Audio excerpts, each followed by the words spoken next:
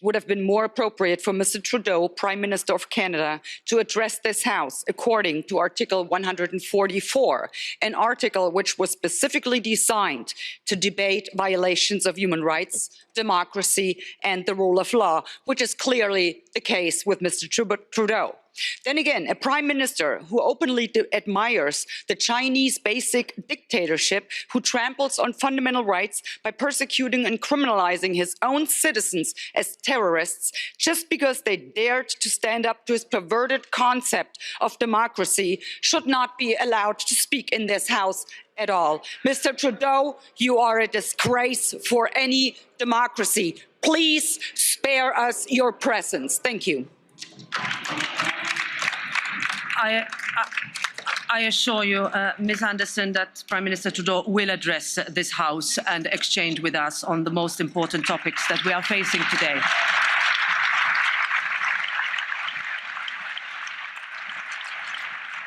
If you think cancel culture is bad right now, wait until they force financial institutions into freezing your account because of something you said on Facebook. It's already happening in the world. And I'm not talking about Communist China's social credit system. I'm talking about Justin Trudeau, the Canadian Prime Minister, and the Emergencies Act he passed. Trudeau froze truckers' bank accounts and canceled insurance on trucks. He used anti-terrorism finance laws to cover crowdfunding platforms like Give, Send, Go. And this is why the founders gave us the Constitution in the first place. They knew human nature had a dark side that craves power. And with the Prime Minister of Canada, the way he's behaving right now, he's exactly like a tyrant, like a dictator. He's like Ceausescu in Romania. If even you doubt, if you raise doubts about the vaccines, you're outcasted. What's the difference between what he does and what happened under the Inquisition? Because you and the corporate media have painted a very different picture.